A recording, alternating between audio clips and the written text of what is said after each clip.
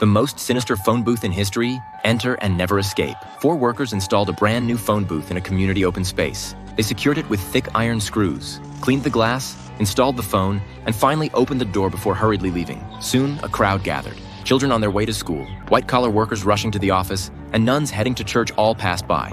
But no one paid attention to this strange booth. Dashan, while dropping off his son at school, accidentally kicked a ball into the phone booth. He wanted to retrieve it but found himself trapped inside. The door wouldn't open, locking tight even in a gust of wind. He frantically pounded on the glass as onlookers watched with fascination. Some pulled on the door, some rammed into it, and others even brought ladders to smash the roof, all to no avail, sealing like an airtight cage. The crowd of onlookers grew, some cheering, some taking photos, and children even pressed their faces against the glass, making funny faces. A repairman arrived but couldn't find a single gap in the entire phone booth. Even the fire department, armed with hammers and ladders, failed to break open the door.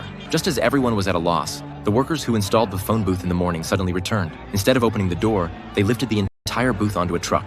Dashan desperately cried for help from inside the glass, but the driver couldn't hear him, and passers-by merely thought he was waving hello. An airplane flew overhead. He pounded his hands bloody, signaling for help, but to no response. Trapped for a full 9 hours, he had no idea where he was being taken. The future seemed filled with uncertainty. The truck passed through the city and drove into the wilderness. It stopped beside a church where a funeral was underway, the coffin transparent, the corpse lying quietly, just like himself in the phone booth. Even more terrifying, this wasn't the only such phone booth. Across from him, another man stared at him with equal despair. Their eyes met, both understanding their predicament. Finally reaching the destination, a conveyor belt slowly moved, revealing thousands upon thousands of phone booths, each containing not a living person, but a withered husk. It turned out this was no coincidence. The phone booths were some kind of mysterious device, and the people merely specimens. The workers opened another door, awaiting the arrival of the next unfortunate soul. This riveting film is called The Phone Box.